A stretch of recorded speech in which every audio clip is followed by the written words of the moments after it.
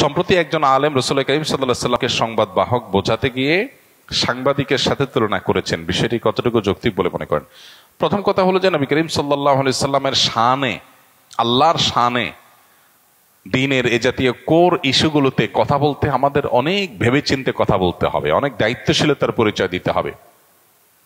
আমি যদি মনে হয় যে অতিরিক্ত কথা বলার কারণে, অতিরিক্ত চাপ নেওয়ার কারণে আমার দ্বারায় ভুল হওয়ার সম্ভাবনা অনেক বেশি, তাহলে সেই চাপ কমাতে হবে।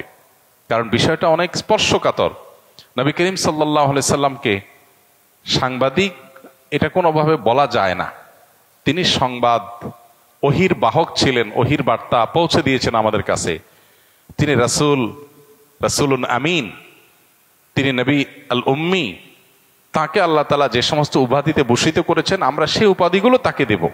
এর বাইরে আমরা নিজেরা কোনো উপাধি যদি দেই যে উপাধিটা তার শানকে ছোট করে, তাহলে সেটা তার শানের খেলাফ, তার শানের সাথে যায় না। মানুষ হিসাবে এরকম স্লিপ অফ টাং বা মানুষ হিসাবে এরকম বলার ভুল যদি আমাদের হয়, সাথে সাথে আমাদের সেটা স্বীকার করে ইস্তিগফার করা দরকার। আমাদের কেউই আমরা ভুলের ঊর্ধ্বে না, আমাদের সবারই কম বেশি ভুল হয়।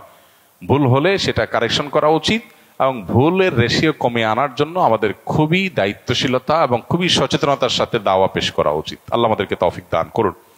প্রচলিত অর্থে যারা সাংবাদিক, তাদের একটা ডেফিনিশন আছে। নবী সাল্লাল্লাহু আলাইহি সাল্লামকে এই শব্দ দ্বারা যদি ভূষিত করা হয়, তাহলে নবী করিম সাল্লাল্লাহু আলাইহি সাল্লামকে এই ছাঁচে ফেলা হয় এবং একজন সাংবাদিকের মতো করে তাকে মানুষ কল্পনা করবে, ভাববে, যেটা তার শানের খেলাফ, যেটা তার শানে যায় না।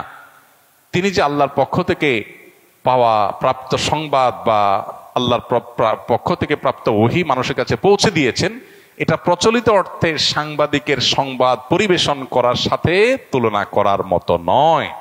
অতএব এটা শব্দ চয়নগত হয়তো ত্রুটি। তো এই ত্রুটিগুলো আমাদের যেন না হয় বা কমে আসে, সেজন্য